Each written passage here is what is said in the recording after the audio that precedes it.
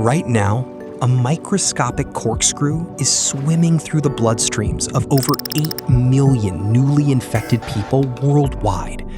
In the United States alone, infection rates for this ancient disease have violently skyrocketed to a 70-year high, surging nearly 80% in just 5 years. And for up to 40% of those who leave it untreated, this silent invader will quietly sleep inside their bodies, only to wake up a decade later and literally eat their brain alive. This is exactly what happened to David. It was March 2016, Cabo San Lucas, Mexico. David, a 22-year-old college senior, was on a week-long spring break trip. Between the parties, the beaches, and the alcohol, David had a brief, unprotected intimate encounter. 2 weeks after returning home to Chicago, David noticed something strange. A small, firm, raised sore had appeared on his anatomy. But here was the catch. It didn't hurt. It was completely painless. Because there was no pain, David felt no panic. He assumed it was an ingrown hair or a harmless blemish. He ignored it. 3 weeks later, the sore completely vanished. David breathed a sigh of relief, thinking his body had healed itself. He was completely wrong. 6 months later, David felt like he was coming down with the flu. He had a low-grade fever, his joints ached, and a bizarre, rough, red rash broke out across his body. Oddly, the rash was concentrated on the palms of his hands and the bottoms of his feet. He went to a local pharmacy, bought some over-the-counter hydrocortisone cream and ibuprofen, and waited. Within a few weeks, the rash faded away. His energy returned. David forgot the sore. He forgot the rash, and he moved on with his life. Fast forward exactly 10 years. It is now 2026. David is 32 years old and a highly successful vice president of marketing at a Chicago firm. He is sharp, articulate, and known for closing massive, multi-million-dollar deals. But a shadow was creeping over his mind. It started small. David began forgetting his clients' names. He would lose his train of thought in the middle of a sentence. His friends noticed his usually impeccable hygiene was slipping. His suits were wrinkled. He stopped shaving. Then the personality changes began. David, previously known for his calm and calculated demeanor, started screaming at his junior employees over minor typos. He developed terrifying, grandiose delusions, confidently telling his boss that he was secretly advising the President of the United States on economic policy. Soon after, paranoia set in. David became convinced that rival marketing agencies were planting microscopic listening devices in his office walls. Physically, he was deteriorating too. He began walking with a strange, wide-based slapping gait. He told his sister it felt like he was walking on thick cotton. He could barely feel the floor beneath his feet. The climax of this 10-year nightmare happened on a Tuesday morning. During a massive pitch to a Fortune 500 company, David suddenly stopped speaking. His eyes rolled back, his jaw locked. He collapsed onto the glass boardroom table, violently convulsing in a full tonic-clonic seizure. David was rushed to the emergency room. When doctors initially examined him, they were baffled. A 32-year-old man presenting with severe dementia, sudden psychosis, and seizures. Toxicology screens for illicit drugs came back completely clean. They ordered an MRI of his brain. The images were chilling. David had severe atrophy in his frontal and temporal lobes. This was the kind of scan doctors expected to see in an 85-year-old with end-stage Alzheimer's, not a 32-year-old executive. To find the culprit, doctors performed a lumbar puncture.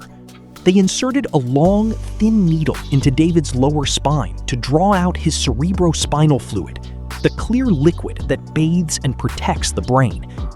The fluid, which should be pristine, was swarming with white blood cells and elevated proteins. His brain was under attack. Then, a specific blood test called the RPR came back blaringly positive. David did not have early-onset Alzheimer's. he did not have a brain tumor. David had neurosyphilis. To understand how a painless sore in Mexico ruined a young man's brain in Chicago a decade later, we have to look at the microscopic assassin responsible, Treponema pallidum. Treponema pallidum is a spirochete. If you look at it under a dark field microscope, it looks exactly like a tightly wound corkscrew. When David had that unprotected encounter in Cabo, this microscopic corkscrew literally drilled its way through the microscopic abrasions in his mucous membranes. Within hours, it hijacked his lymphatic system and hitched a ride directly into his bloodstream. The initial sore David saw, the primary stage, was painless because this bacteria is a stealth pathogen. It doesn't release aggressive toxins that immediately destroy tissue. Instead, it slowly provokes a mild immune response. When the sore faded, the bacteria wasn't dead. It had just breached the gates. The rash on his palms and soles 6 months later was the secondary stage. By this point, the bacteria had multiplied by the millions, flooding his bloodstream and triggering a systemic immune panic. But Treponema pallidum has a terrifying survival mechanism. It can strip off its outer proteins, essentially wearing an invisibility cloak. It hides from the body's white blood cells, crossing the blood-brain barrier and burying itself deep inside the central nervous system. This is the latent stage. No symptoms, no pain, just a ticking time bomb. For 10 years, the bacteria slept inside David's brain and spinal cord. And then it woke up. In the tertiary stage, the bacteria began a relentless, slow-motion demolition of David's nervous system. It caused severe inflammation in his brain's blood vessels, choking off oxygen and causing microscopic strokes. This led to a condition called general paresis, a medical term for the slow, creeping madness, dementia, and grandiose delusions that were destroying his career. Simultaneously, the bacteria attacked the dorsal columns in his spinal cord, stripping away the insulation of his nerves. This complication is known as tabes dorsalis. It destroyed his brain's ability to sense where his limbs were in space, causing his strange slapping walk because he could no longer feel the ground. Syphilis has been torturing humanity for centuries. It was once a guaranteed death sentence. It rotted the minds of kings, brilliant artists, and notorious gangsters like Al Capone. So why is a disease from the Middle Ages exploding in the modern era? Epidemiologists point to a perfect storm: decreased funding for public sexual health clinics, a sharp decline in condom use, and the rise of geolocation dating apps that allow for rapid, anonymous encounters. The risk factors are simple: unprotected sex and multiple partners. The tragedy is that prevention is overwhelmingly easy. Barrier protection, like condoms, physically blocks the corkscrew from ever making contact with human tissue. It is a 99-cent shield against a $1 million tragedy. But once you have it, how do you get rid of it? Historically, humanity's desperation to cure syphilis led to horrifying workarounds. Hundreds of years ago, doctors relied on heavy metal poisoning. The popular saying was, "A night with Venus, a lifetime with Mercury."